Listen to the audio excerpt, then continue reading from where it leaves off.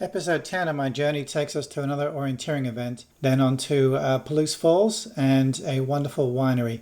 I won't be showing the details of the orienteering event in this video. They'll be in a separate video, which will be linked to at the end of this. And I'll also show a couple of clips from that video, very short ones, just to give you a taster. On the morning of June 7th, I said my goodbyes to my daughter, her boyfriend, and the wonderful hosts Lynn and Jim at their Idaho log cabin. It was time to go to my second orienteering event of this trip, which was at Salty's Uplands near Spokane. This was actually the fourth event of the Orienteering Festival. I missed some, both to see family and friends, and also because I knew my engineer could not take events on consecutive days.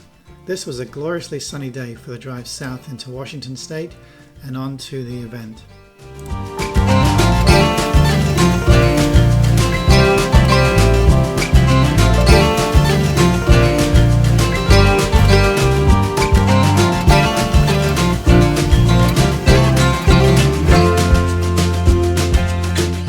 And here's just a few clips from the orienteering video, in case it whets your appetite to go watch it.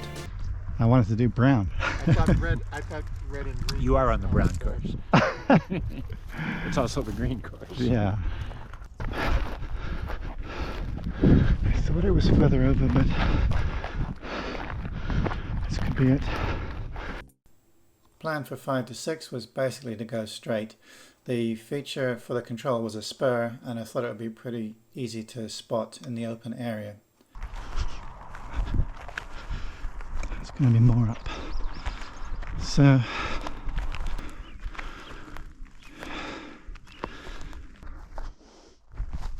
after the event, it was a short drive through the outskirts of Spokane to spend my overnight at Pleasant Prairie, Surrey's, another alpaca farm. Met the wonderful host there, and as usual there's no charge for staying at a Harvest Host location such as this, although you are encouraged to purchase something. So she did have a shop, and I think I bought myself some alpaca socks. I settled in for a quiet night with the occasional train going past to just keep me company. Day 17 was a trip down to Palouse Falls in southern Washington State, which was somewhere I considered going last summer when I was in the state with my wife, but it was too far away, so I was really interested to go there. And then spent an overnight at a winery and had a great conversation with the owner there, and also had a bike ride around the winery. So it was time to leave the alpaca farm on a rather dreary looking morning. There's one of the trains that didn't keep me awake, but just kept me company during the night. The sky brightened up a bit, so it was a pretty pleasant drive in the end down to the falls. Except for the very last part of the drive, which we'll be coming up to shortly as the roads got smaller and smaller. The final road was pretty rough, and in fact was washboard for about 2 miles, which was very rough and bouncy, and I couldn't really do any filming of that because the camera would have been shaking all over the place. Well, here we are at the falls, and here's a little bit of an explanation of them.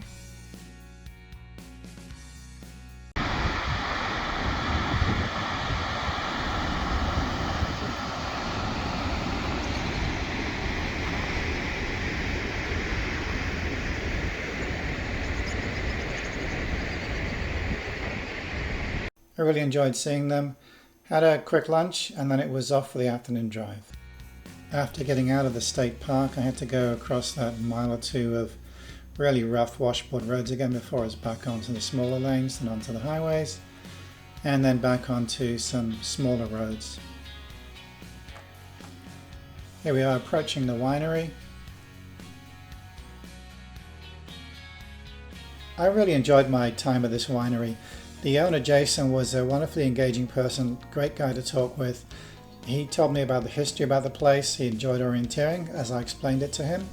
And so I'm going to have him introduce the location.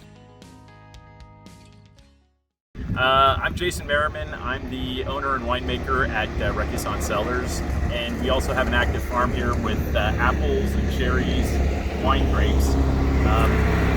We specialize mostly in reds, and it's kind of a fantastic experience growing the fruit from the beginning to the finished product in the bottle. And here. We love it out here in the wilds of eastern Washington. It's great here. I'm looking forward to the wine tasting. Let's go. Yes. What are we trying here? So we are trying a Petit Verdot, and then we're also going to be trying a Cab and then a Dolcetto. The Petit Verdot is 2016 and is from the Estate Vineyard. It is one of my favorite wines. I years ago when I worked for one of the wineries in Walla Walla, I had the opportunity to try a Petit Verdot and fell in love with the grape and figured if I was going to have a winery and make my own wine, it had to have, as one of the wines, the Petit Verdot. So, plus it's just so perfumey and rich. And is that the name of the grape? It's the name of the grape. So it's one of the, so there's 4 grapes in the Bordeaux region, main red grapes in the Bordeaux region: Cab Sauv, Cabernet Sauvignon, Cabernet Franc, Merlot, and then Petit Verdot. But Petit Verdot is a strong enough wine that it's usually only, somewhere between 2 to 5% in blends. So to find a single varietal of Petit Verdot is unusual, but whenever you do, you're kind of, experience this perfumey bouquet, the intense kind of rich mouthfeel with, it has all the intensity of a Cab, but it has just a fantastic bouquet that's just lovely. Great. So. Pour it. That wine was so good, I bought a case of it. And as I'm finally getting around to editing this video 4 months after filming it, this is what's left in the house of that case of wine. 3 bottles, and we're going to enjoy one in a couple of days' time as my daughter Camilla and her boyfriend Ruben fly over from Seattle. They were in the video from a couple of days ago up in Idaho. After buying the wine and stashed it in the van, he explained where I should park, down the side of this orchard. And here we are.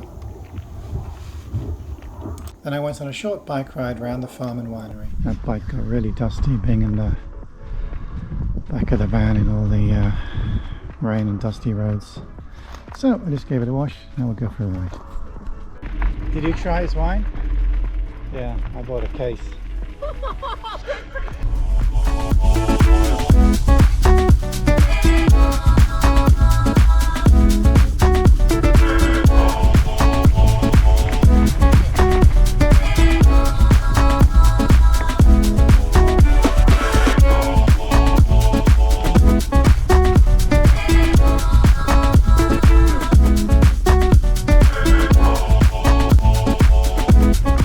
Another RVer had come here to stay the night, and we had a nice conversation. They invited me to have a drink with them, and they brought out a telescope and took a look at the moon through it. So it was a pleasant evening. Then I settled in for the night.